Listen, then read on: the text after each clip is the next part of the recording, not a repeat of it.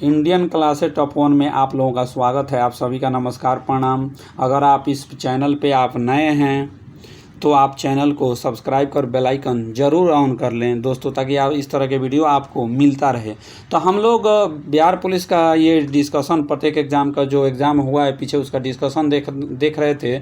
इसमें जो है ये डिस्कशन से बहुत आपके एग्ज़ाम में क्वेश्चन फंसने वाले हैं और से ही आता है, तो इस बात को ध्यान में रखते हुए हम लोग 5 वीडियो पहले डिस्कशन कर चुके हैं। तो अगर आप चैनल पर नए होंगे तो उस वीडियो को जाके ज़रूर अवश्य देखें। तो चलिए समय न गंवाते हुए आज का डिस्कशन बिहार पुलिस सिपाही भर्ती परीक्षा 2021 की व्याख्या को क्या करते हैं तो देखते हैं। तो चलिए दोस्तों, आज का पहला क्वेश्चन है, ध्यान दीजिएगा। इसमें पहला क्वेश्चन है, कह रहा है ऊर्ध्वाधर और क्षैतिज आरक्षण के बीच क्या अंतर है। तो आपका इसका ट्रांसलेट करना है। तो सही आपका जवाब हो जाएगा दोस्तों, सही आपका जवाब होगा ऑप्शन डी सही जवाब होगा। What is the difference between vertical and horizontal reservation, ये इसका सही ट्रांसलेशन होगा, ट्रांसलेट करना था। अगला क्वेश्चन है दोस्तों, चालू खाते के लेन देन हेतु भारतीय रुपया को कब से पूर्ण परिवर्तनीय किया गया। तो ये कब से पूर्ण परिवर्तनीय किया गया, तो ये किया गया 1994 से दोस्तों किया गया। इसका सही जवाब 1994। इसके डिस्कशन को देखें तो ध्यान दीजिएगा। प्रथम विश्व युद्ध के पहले पूरी दुनिया गोल्ड स्टैंडर्ड मानक होते थे, जिनके तहत मुद्रा सोने के रूप में एक स्थिर निश्चित किया जाता था। लेकिन 1971 के बाद जो है 1971 के बाद ध्यान देंगे, 1971 के बाद जो है दोस्तों ब्रिटेन वुड्स प्रणाली की विफलता के बाद प्रणाली को बदल दिया गया और मुद्रा की परिवर्तनीय तात्पर्य है कि ऐसी प्रणाली है जिसके अंतर्गत जो है देश की मुद्रा विदेशी मुद्रा में परिवर्तित हो जाती है और विलोमशः भी हो जाती है। 1994 के बाद भारतीय रुपया चालू खाते के लेन देन के पूरी तरह का कर दिया गया। तो ये ध्यान रखेंगे 1994 इसका सही जवाब होगा। अगला क्वेश्चन है, मीराबाई किस काल की कवियत्री है। तो मीराबाई दोस्तों किस काल की कवियत्री है, तो ये भक्ति काल की कवियत्री है, याद रखेंगे मीराबाई। तो थोड़ा मीराबाई के बारे में देख लेते हैं डिस्कशन, ध्यान दीजिएगा। अगर डिस्कशन के बारे में बात करें तो मीराबाई भक्ति काल की कवियत्री है। मीराबाई का जन्म 1498 ईस्वी में पाली के कुंडकी गांव में रतन सिंह के घर में हुआ था। ये बचपन से ही कृष्ण भक्ति में रुचि लेने लगी थी। ठीक है। मीराबाई का विवाह जो है मेवाड़ के सिसोदिया राज्य परिवार में हुआ था, चित्तौड़। ध्यान देंगे, कह रहे हैं मीराबाई का जो है विवाह जो है चित्तौड़ के महाराजा भोजराज इनके पति थे। ठीक है, इस बात के ध्यान में रखेंगे। कह रहे विवाह के कुछ समय बाद ही उनके पति का देहांत हो गया, यानी उनकी मृत्यु हो गई। पति के मृत्यु होने के बाद उनका श्रृंगार नहीं उतरा, क्योंकि वह गिरधर को अपना पति मानती थी और पति के परलोकवास के बाद उनकी भक्ति प्रतिदिन बढ़ती गई। ठीक है, और मंदिरों में जाकर कृष्ण जी की मूर्ति के आगे नाचती रहती थी। इस बात को ध्यान में रखिएगा। तो ठीक है, अगले क्वेश्चन की ओर चलते हैं। तो ध्यान दीजिएगा, अगला क्वेश्चन है, तो इसमें जो है अगला क्वेश्चन की ओर चलें तो ध्यान दीजिएगा। कह रहा है जिंदगी नामा उपन्यास किसके द्वारा रचित है। तो दोस्तों जिंदगी नामा उपन्यास जो है ये रचित है कृष्णा सोबती के द्वारा रचित है। किसके द्वारा, कृष्णा सोबती द्वारा। जिंदगी नामा उपन्यास हिंदी की विख्यात साहित्यकार जो है कृष्णा सोबती द्वारा रचित है, जिसके लिए उन्हें 1980 में साहित्य अकादमी पुरस्कार से क्या किया गया था, सम्मानित किया गया था। इस पुस्तक का प्रकाशन 1979 ईस्वी में हुआ था।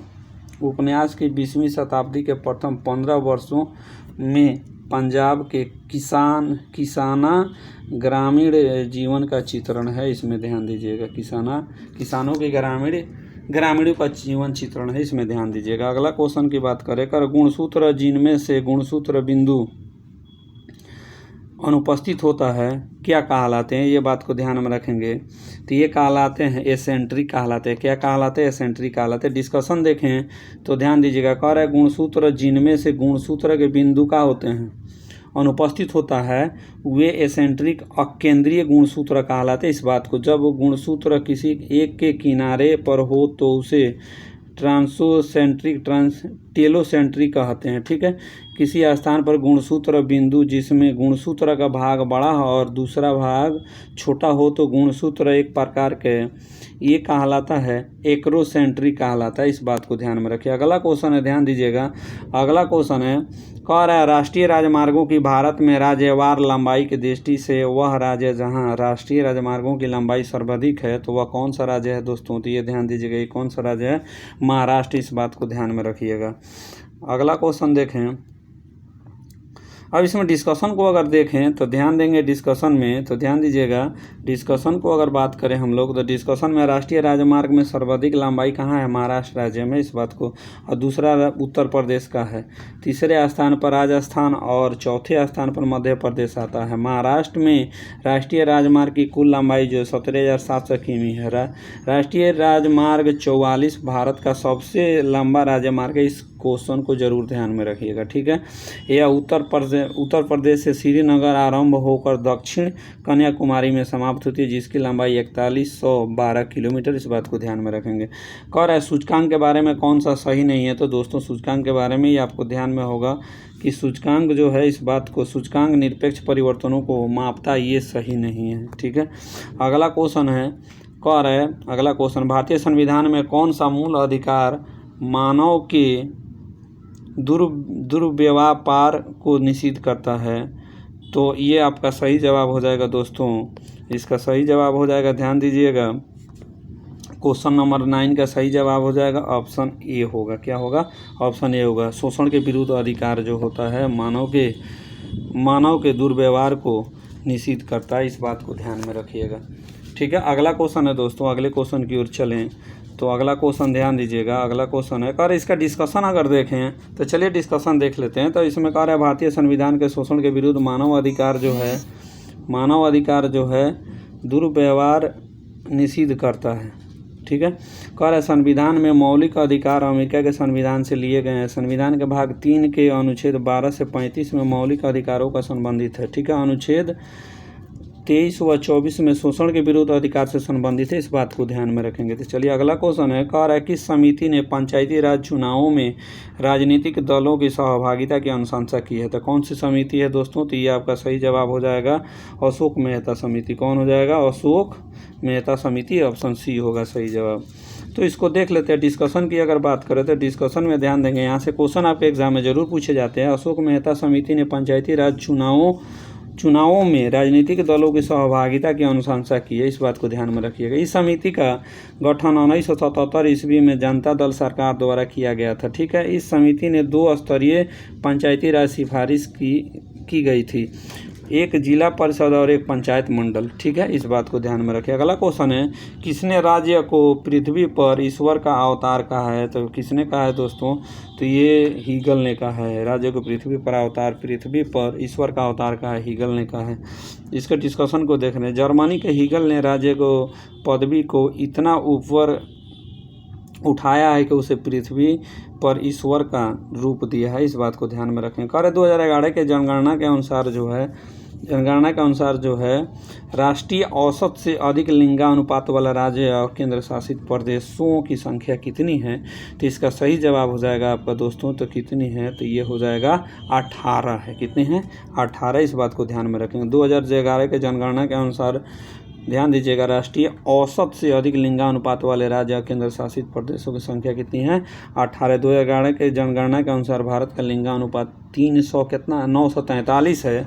सर्वाधिक लिंगानुपात कहाँ है? केरल का है, 1084 है, इस बात को ध्यान में रखेंगे। और सबसे कम लिंगानुपात हरियाणा है, 879 राज्य का है, इस बात को ध्यान में रखेंगे। तो चलिए मैथ हम लोग अगले वीडियो में बात करेंगे। तो अब इसका क्वेश्चन जो है, क्वेश्चन ध्यान देंगे।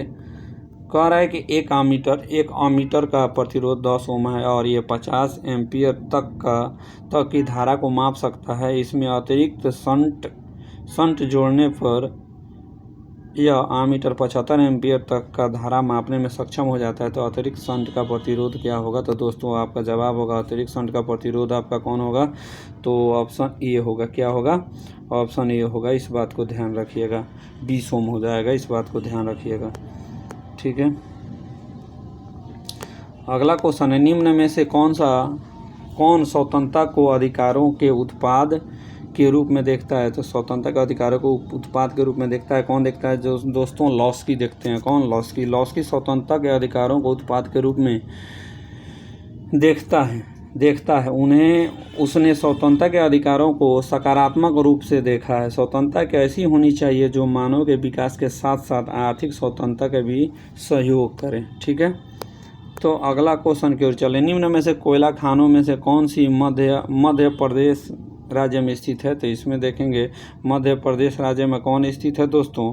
तो आपका सही जवाब होगा मध्य प्रदेश में कौन स्थित है? सिंगरौली का कोयला है। कौन है? सिंगरौली का कोयला। आपका ऑप्शन ए सही जवाब हो जाएगा, इस बात को ध्यान में रखिएगा। ठीक है, अगर डिस्कशन की बात करें तो इसमें चलिए डिस्कशन देख लेते हैं। जो आपके एग्जाम में क्वेश्चन यहाँ से पूछता है तो ध्यान दीजिएगा। कह रहा है कोयले के खानों में सिंगरौली मध्य प्रदेश में स्थित है। इस क्षेत्र में कोयले की कई परतें हैं जिनकी मोटाई लगभग 1.5 मीटर से 2 मीटर या 2 मीटर तक है। इस बात को ध्यान में रखें, जिसमें लगभग 48% कोयला मिलता है। कोयला को काला हीरा भी कहा जाता है, इस बात को ध्यान में रखिए। एंथ्रासाइट जो है उच्च कोटि की गुणवत्ता वाला कोयला माना जाता है, क्योंकि इसमें 94% जो है 94 से 98% कार्बन पाया जाता है। इस बात को ध्यान में रखिएगा। कह रहा है कि रायगढ़ व देवगढ़ कोयला खान जो है झारखंड में तथा लखनपुर कोयला के खान उड़ीसा में। लखनपुर कहाँ है? उड़ीसा में। या देवगढ़ रायगढ़ कहाँ है? झारखंड में। इस बात को ध्यान में रखें। बिहार राज्य विधानमंडल में प्रकलन समिति के सदस्यों का कार्यकाल कितना होता है? तो प्रकलन समिति के सदस्यों का कार्यकाल दोस्तों कितना का होता है? तो 2 वर्ष का होता है। इस बात को ध्यान में रखिएगा।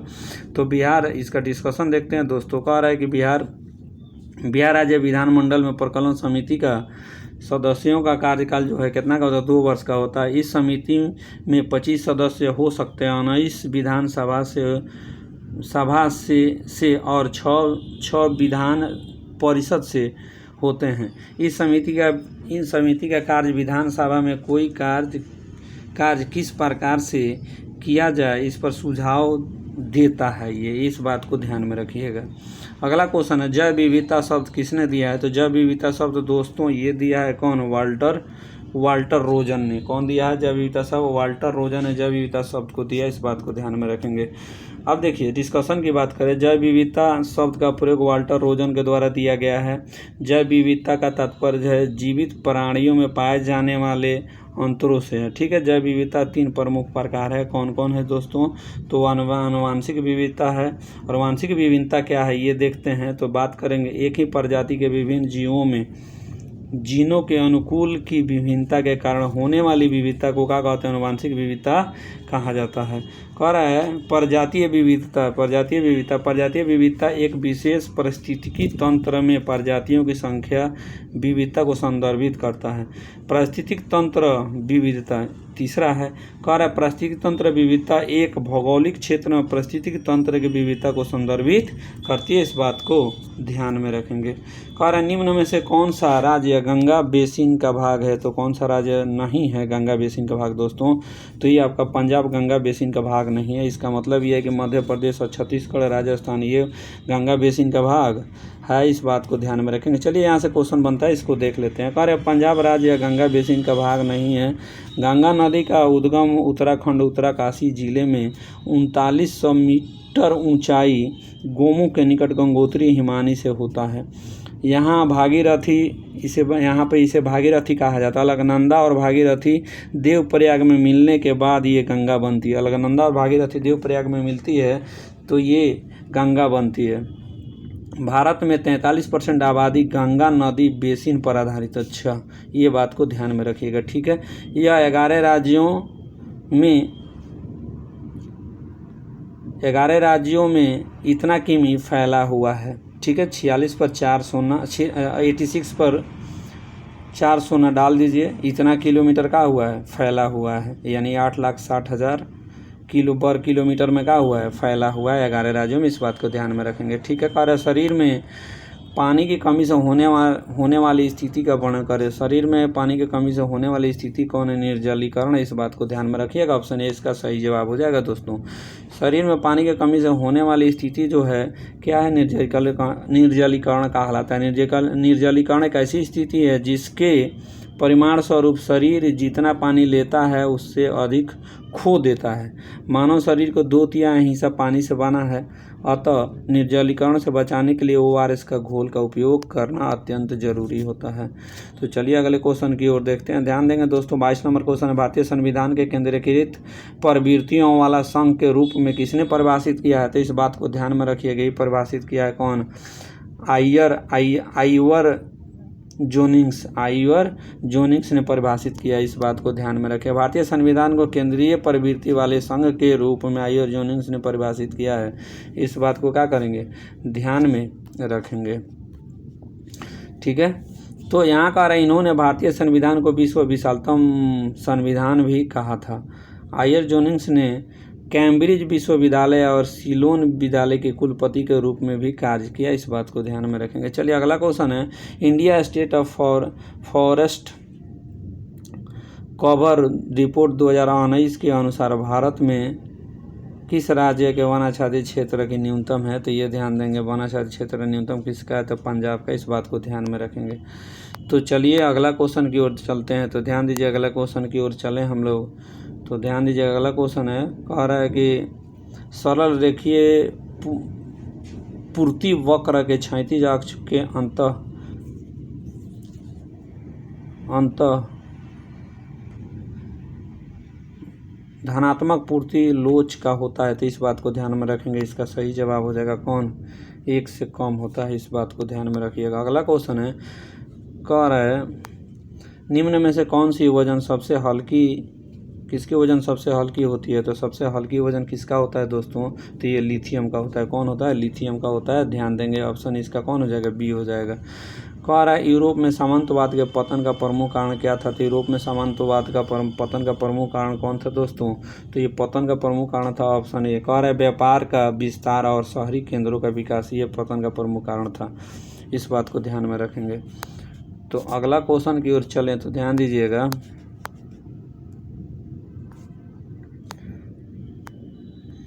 कह रहा है क्वेश्चन, ध्यान दीजिएगा इस क्वेश्चन पर। कृति प्रतिवेदन 2019 के अनुसार भारत में गाना का द्वितीय सर्वाधिक उत्पादक राज्य कौन है?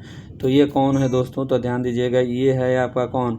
इसमें आपका सही जवाब होगा महाराष्ट्र है। कौन है?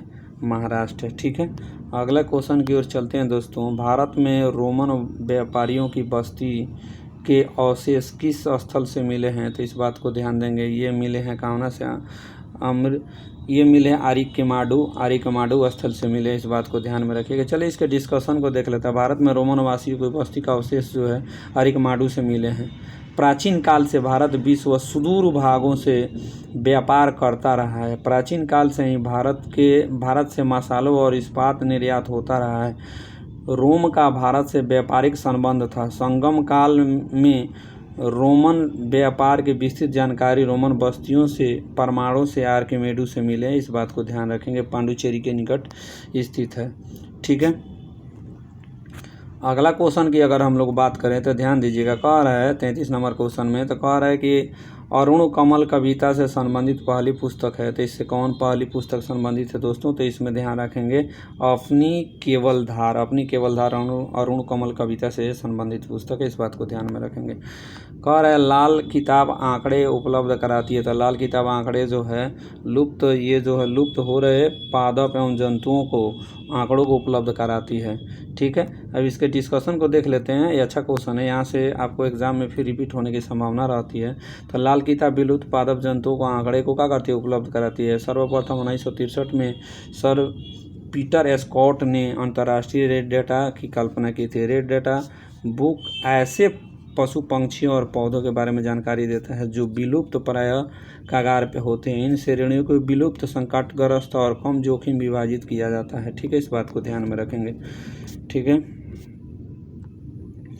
अगला क्वेश्चन है दोस्तों, अगला क्वेश्चन देखें 41 नंबर। ध्यान दीजिए, 41 नंबर का क्वेश्चन की बात करें तो इसमें कह रहा है कि निम्न में से कौन सा राज्य उत्पत्ति के बल सिद्धांत का समर्थक है? तो उत्पत्ति के बल सिद्धांत का समर्थक कौन है जी? ओपनहाइमर। इस बात को ध्यान में रखेंगे। ऑप्शन सी है। ठीक है, अगला क्वेश्चन है कृषि प्रतिवेदन 2019 के अनुसार भारत में मक्का का द्वितीय सर्वाधिक उत्पादक राज्य है तो द्वितीय सर्वाधिक उत्पादक राज्य कौन है दोस्तों? तो द्वितीय सर्वाधिक उत्पादक राज्य कौन है? राजस्थान है। इस बात को ध्यान में रखेंगे। ठीक है, अगला क्वेश्चन है, नीचे दिए गए रेखा चित्र में सीमांत उपभोग प्रवृत्ति जो है तो इसमें क्या हो रही है? तो दोस्तों तो इसमें आपका सही जवाब हो जाएगा दोस्तों, क्या हो रही है? इसका सही जवाब होगा ऑप्शन बी, बढ़ रही है, यानी ऑप्शन इसका बी हो जाएगा सही जवाब। अगला क्वेश्चन है, कारण निम्न में से कौन सा तत्समक फलन है? तो तत्समक फलन कौन होगा दोस्तों? तो आपका ऑप्शन डी हो जाएगा, fx बराबर x तत्समक फलन है। ठीक है, अगले क्वेश्चन की बात करें, कह रहा है, ध्यान दीजिएगा, अगला क्वेश्चन है, कह रहा है कि निम्न में से किस रचना ने चंद्रधर शर्मा गुलेरी को अलग पहचान दी है? तो कौन सी रचना है? तो ये आपका सही जवाब हो जाएगा, उसने कहा था ये अलग पहचान दिया। अगला क्वेश्चन, टमाटर का लाल रंग का क्यों होता है? तो टमाटर का लाल रंग होता है किसके कारण जो होता है? तो दोस्तों ये लाइकोपीन के कारण होता है। किसके कारण? लाइकोपीन के कारण होता है। इस बात को ध्यान में रखेंगे। चलिए इसके डिस्कशन को देखते हैं। टमाटर का रंग लाल लाइकोपीन के कारण होता है, इस बात को ध्यान में रखेंगे। टमाटर पकने के दौरान जो है हरे से लाल हो जाता है। या लाइकोपीन लाल कैरोटीन है जिसके क्लोरोफिल टूटने के परिमाण स्वरूप संश्लेषित किया जाता है, इस बात को ध्यान में रखिएगा।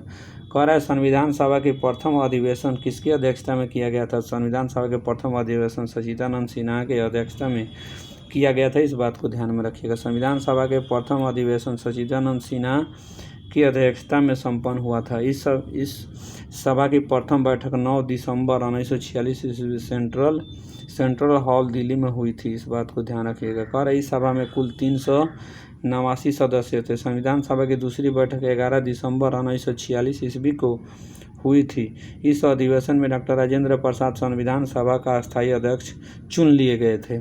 संविधान सभा की अंतिम बैठक 24 जनवरी 1950 को हुआ था, इस बात को ध्यान में रखेंगे।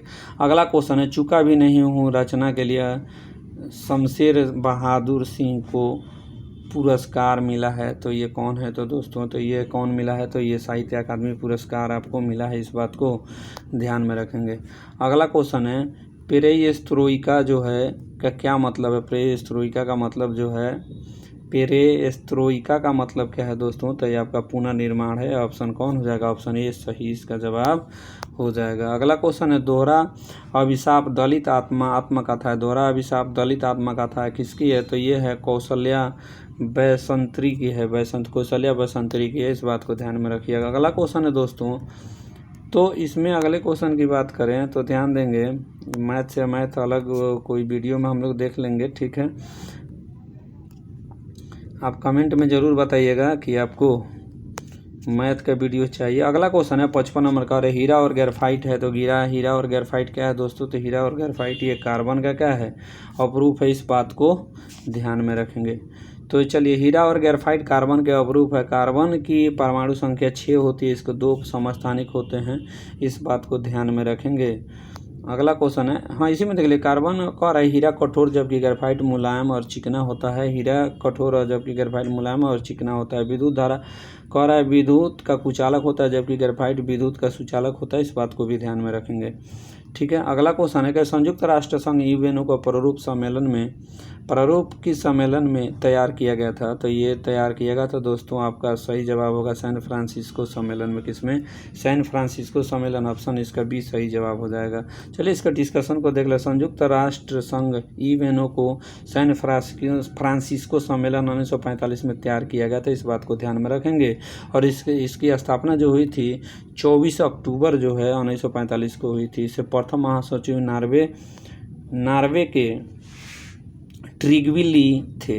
वर्तमान में संयुक्त राष्ट्र संघ में 193 देश का है शामिल है, इस बात को ध्यान में रखेंगे। वर्तमान में महासचिव एंटोनियो गुटेरेस है। इसका पुर्तगाल के हैं, इन्होंने 1 जनवरी 2017 को अपना पद संभाला, इस बात को ध्यान में रखेंगे, ठीक है।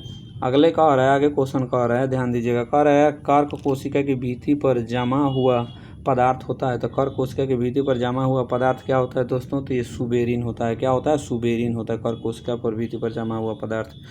डिस्कशन की बात करें, कर्क कोशिका की भित्ति पर जमा हुआ पदार्थ जो है सुबेरिन होता है। पौधों की वृद्धि होने पर उनके तने का अधिचर्म गौण विभोज्य ऊतक की पतली पट्टी प्रतिस्थापित हो जाता है, जिन्हें कर्क कोशिकाएं कहा जाता है। सुबेरिन वसायुक्त पदार्थ मोटी परत होती है जो कर्क कोशिकाओं के पानी और गैसों के लिए अपरगाम्य बनती है। इन्हें शुष्कीकरण, संक्रमण तथा यांत्रिक क्षति से सुरक्षा प्रदान होती है। इस बात को ध्यान में रखेंगे। कह रहा है ऐसा बाजार जिसमें लेन देन भविष्य में किसी खास समय पर संपन्न होगा कहा जाता है। तो इसको सही जवाब हो जाएगा दोस्तों, तो ये वायदा बाजार कहा जाता है। ये ऑप्शन इसका डी हो जाएगा। ठीक है, तो अगले क्वेश्चन पर चलते हैं। ध्यान दीजिएगा, अगला क्वेश्चन है, ध्यान दीजिएगा, अगला क्वेश्चन है, कह रहे पूर्वी मध्य रेलवे का मुख्यालय कहाँ है दोस्तों। तो पूर्वी मध्य रेलवे का मुख्यालय कहाँ है, तो हाजीपुर में है। इस बात को ध्यान में रखिएगा। कह रहा है पूर्वी मध्य रेलवे का मुख्यालय हाजीपुर में स्थित है। ठीक, वर्तमान में भारतीय रेलवे का 18 जोन है। रेलवे बोर्ड की स्थापना 18 फरवरी 1905 में हुई थी। पूर्व मध्य रेलवे की स्थापना 1 अक्टूबर 2002 को हाजीपुर में हुई थी। इस बात को ध्यान में रखेंगे। कह रहे मोइनुद्दीन चिश्ती के प्रमुख शिष्य थे। तो मोइनुद्दीन चिश्ती के प्रमुख शिष्य कहते शेख हमीदुद्दीन नगौरी थे। शेख हमीदुद्दीन नगौरी थे। इस बात को ध्यान में रखिएगा। तो शेख मोइनुद्दीन चिश्ती नगौरी मोइनुद्दीन चिश्ती के मुख्य शिष्य। मोइनुद्दीन चिश्ती भारत में चिश्ती सिलसिला का प्रवर्तक थे। यहाँ से ये क्वेश्चन पूछ लिया जाता है, इस ध्यान रखिएगा। ईदगाह अजमेर में स्थित है इनका। भारत में चिश्ती सिलसिला सबसे पहले लोकप्रिय सिलसिला है। निजामुद्दीन औलिया भी चिश्ती संप्रदाय के सूफी संत, परंतु मोइनुद्दीन चिश्ती के शिष्य नहीं थे। ये फरुद्दीन गज शकर के शिष्य थे। इस बात को ध्यान में रखिएगा।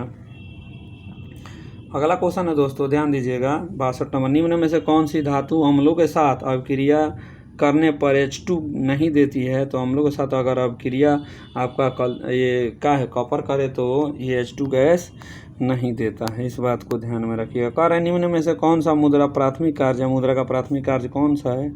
तो मूल्य का माप करना मुद्रा का क्या है, प्राथमिक कार्य है। ऑप्शन ए इसका सही जवाब हो जाएगा। ठीक है दोस्तों, तो अगले क्वेश्चन की ओर चलते हैं। कह रहा है मूल्य का माप मुद्रा का प्राथमिक कार्य होता है। इस बात को ध्यान में रखेंगे। कह रहा है कि प्रकाश के सबसे अच्छा परावर्तक क्या है। तो सबसे अच्छा परावर्तक क्या है दोस्तों। तो प्रकाश का सबसे अच्छा परावर्तक रजत है। क्या है, रजत है।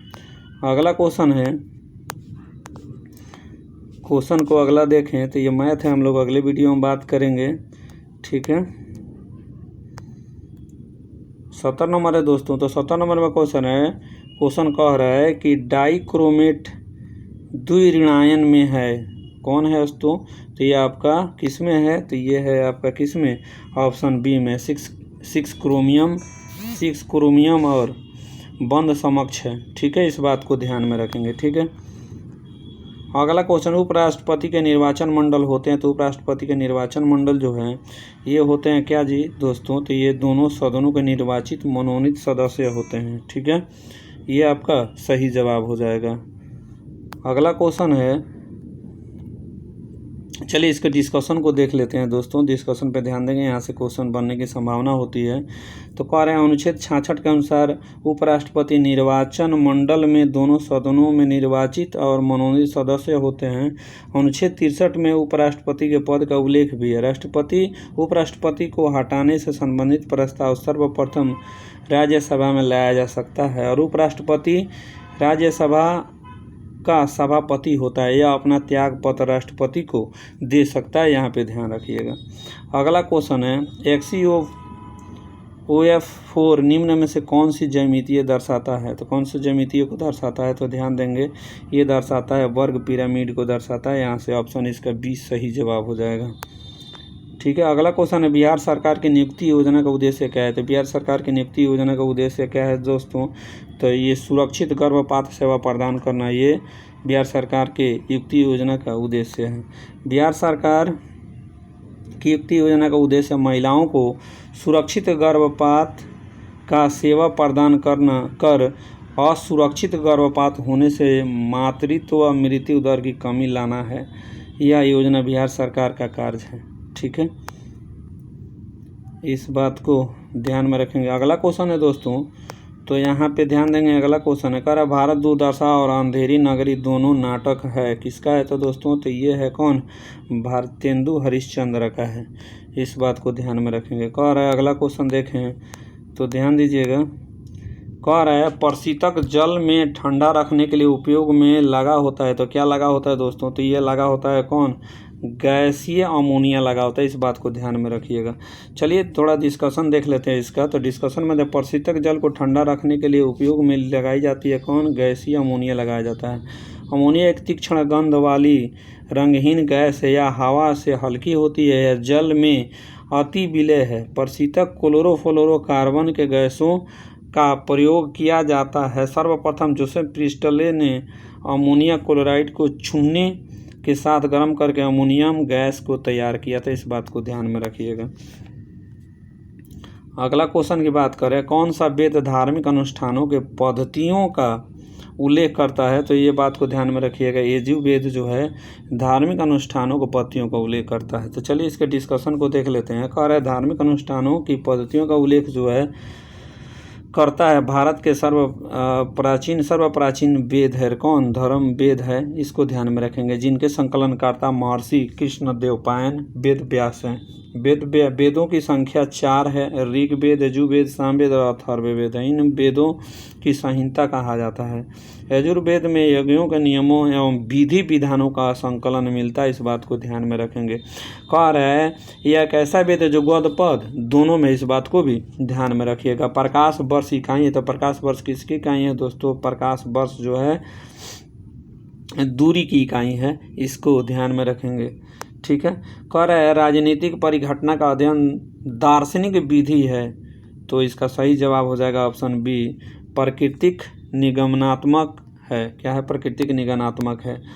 कह रहा है डस रोग ग्रसित मच्छर को काटने से नहीं होता है, तो ये जो है इबोला हेमरेजिक बुखार, जो इबोला हेमरेजिक बुखार, ये इबोला हेमरेजिक बुखार रोग संक्रमित मच्छर को काटने से नहीं होता। इस बात को ध्यान में रखिएगा, ठीक है। अगले क्वेश्चन पर चले तो ध्यान दीजिए। अगला क्वेश्चन है, कह रहा है निम्न में से कौन सा धातु हाइड्रोक्साइड सबसे कम होता है? तो कौन धातु में हाइड्रोक्साइड सबसे कम होता है? ध्यान दीजिएगा। तो ये है आपका कौन? ऑप्शन ए, MgOH2 है, ठीक है, मैग्नीशियम हाइड्रोक्साइड। इस बात को अगर डिस्कशन देख लें तो ध्यान दीजिएगा। डिस्कशन जो है, तो डिस्कशन में अगर बात करें तो इसमें कह रहे हैं मैग्नीशियम, ये धातु हाइड्रोक्साइड सबसे कम क्षारीय होता है। इसे मिल्क ऑफ मैग्नीशिया भी कहा जाता है। मैग्नीशियम हाइड्रोक्साइड एक अकार्बनिक यौगिक है, क्योंकि जल में घुलकर यह दूध जैसा दिखाई देता है। इसका उपयोग पेट की अम्लता को दूर करने के लिए किया जाता है। इस बात को ध्यान में रखिएगा, ठीक है। बम्बई में नाविक विद्रोह की शुरुआत कब हुई थी? तो बम्बई में नाविक विद्रोह की शुरुआत 18 फरवरी 1946 ईस्वी में हुआ था। इस बात को ध्यान में रखिएगा। चलिए इसका डिस्कशन देखते हैं। बम्बई में शाही नौसेना विद्रोह की शुरुआत 18 फरवरी 1946 से हुआ था। विद्रोह बम्बई के NS तलवार पोत के 9 सैनिकों के द्वारा खराब भोजन, कम वेतन, नस्लीय भेदभाव को लेकर प्रारंभ हुआ था। कह रहा है विद्रोह के व्यापक रूप से कराची, मद्रास, कलकत्ता तक फैल गया था। विद्रोहियों का नेतृत्व MS खान ने किया था, ठीक है।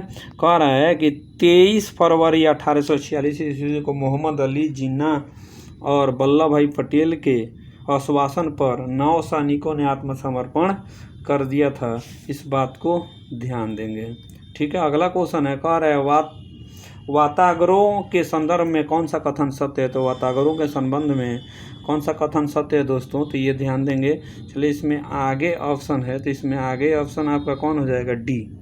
तो वातागरों के संबंध में आपका सही होगा तीव्र वायुदाब तथा तापमान प्रवणता वातागरों की ये क्या है? विशेषता। ये आपका ऑप्शन सही जवाब हो जाएगा, ऑप्शन डी। तो अगर डिस्कशन की बात करें तो ध्यान दीजिएगा। डिस्कशन में, तो डिस्कशन में है, कह रहा है कि वाताग्र के संदर्भ में कथन सत्य कौन है? डी है। तीव्र वायु दाब व तापमान प्रवणता वाताग्रों की विशेषता है। 2 भिन्न संभाव वाली वायु राशियों को मिलने से ढालुआ सतह का निर्माण होता है। ठीक है, उसे वताग्रह कहते हैं, इस बात को ध्यान में रखिए। कह रहे निम्न में से कौन सी वेनेडियम द्वारा निर्मित हाइड्राइड का प्रकार है? तो वेनेडियम द्वारा निर्मित हाइड्राइड का प्रकार कौन है? अंतरकाशी है, अंतरकाशी, इस बात को ध्यान में रखेंगे। ठीक है, अगला क्वेश्चन जो है, पार्सेक निम्न में से किसका मात्रक है? तो पार्सेक जो है निम्न में से किसका मात्रक है दोस्तों? तो ये दूरी का मात्रक है, इस बात को ध्यान में रखिएगा। दूरी का मात्रक, ऑप्शन सी सही जवाब हो जाएगा। ठीक है, नेत्र का कौन सा भाग उसके अंदर प्रवेश करने वाले प्रकाश को नियंत्रित करता है? तो नेत्र का कौन सा भाग है दोस्तों? तो ये परितारिका जो है उसके अंदर प्रकाश प्रवेश करने वालों को क्या करता है? नियंत्रित करता है, इस बात को ध्यान में रखिएगा। ठीक है, आगे क्वेश्चन है, कह रहा है कि नेत्र परितारिका भाग नेत्र में प्रवेश करने वाले प्रकाश को क्या करता है? नियंत्रित करता है। आइरिस के मध्य भाग को पुतली कहते हैं। नेत्र का रंग आइरिस पर निर्भर करता है। नेत्र दानकर्ता आँख की कॉर्निया को दान किया जाता है। ठीक है, अगला क्वेश्चन है, मोहन राकेश के किस कृति को संगीत नाटक अकादमी द्वारा सर्वश्रेष्ठ नाटक पुरस्कार से सम्मानित किया गया? तो ये ध्यान रखेंगे, सर्वश्रेष्ठ नाटक पुरस्कार आभास आषाढ़ का एक दिन, इसी के द्वारा दिया गया था सर्वश्रेष्ठ पुरस्कार। ठीक है, तो अगला क्वेश्चन की बात करें तो ध्यान दीजिएगा। अगला क्वेश्चन में, अगला क्वेश्चन है दोस्तों, कह रहा है मनुष्य का कंकाल तंत्र में कितनी अस्थियां होती है? तो मनुष्य का कंकाल तंत्र में जो है कितना अस्थियां होती है? 206 अस्थियां होती है, इस बात को ध्यान में रखिएगा। ठीक है, अगला क्वेश्चन, इसके डिस्कशन को चलिए देख लेते हैं। अस्थियां तो 206 होती है, मांसपेशियों की संख्या 639 होती है। मनुष्य की सबसे बड़ी अस्थि फीमर है जो पैर में पाई जाती है। सबसे छोटी अस्थियां स्टेपीज जो कान में पाई जाती है। ठीक है, मानव शरीर के सबसे मजबूत और कठोर अस्थियां निचला जबड़ा होता है एवं दांत का इनेमल होता है। यानी सबसे कठोर इनेमल होता है, सबसे मजबूत निचला जबड़ा होता है, इस बात को ध्यान में रखिएगा। क्वेश्चन है, केंद्र के अभिरंजन में किस अभिरंजक का उपयोग किया जाता है? तो आपका सही जवाब होगा दोस्तों, आपका सही जवाब होगा हिमेटोक्सिलिन का उपयोग हो जाता है। ऑप्शन बी इसका सही जवाब हो जाएगा। आमतौर पर कोशिकाएं उनकी रचना रंगीन और पारदर्शी होती है। इसे सूक्ष्मदर्शी से देखने के लिए अभिरंजकों का प्रयोग किया जाता है। हिमेटोक्सिलिन का ऐसा ही अभिरंजक है का प्रयोग किया जाता है, केंद्र की ओर अभिरंजक में किया जाता है, केंद्र के अभिरंजक में किया जाता है। ठीक है, अगला क्वेश्चन की बात करें तो कह रहा है प्राण स्तंभ का उदाहरण है। तो प्राण स्तंभ का उदाहरण कौन है दोस्तों? तो इसका नागफनी प्राण स्तंभ का क्या है? उदाहरण क्या है? नागफनी, इसका सही जवाब हो जाएगा, इस बात को ध्यान में रखिएगा। ठीक है, तो इसका सही जवाब हो जाएगा ऑप्शन डी। कह रहा है स्तंभ तने के रूपांतरण होता है, इसमें पत्तियां कांटों में रूपांतरित हो जाती है तथा तना पत्तियों के कार्य करने लगता है। नागफनी रोडामीन पर्णाभ स्तंभ का उदाहरण है, इस बात को ध्यान में रखेंगे। ठीक है, अगले क्वेश्चन की ओर चलें तो ध्यान दीजिएगा। कह रहा है निम्न में से कौन सा यौगिक Mn की अधिकतम ऑक्सीकरण संख्या है? तो ये कौन हो जाएगा दोस्तों? तो KMN4 जो है ये सही इसका जवाब हो जाएगा। अगला क्वेश्चन है दोस्तों, ध्यान दीजिएगा।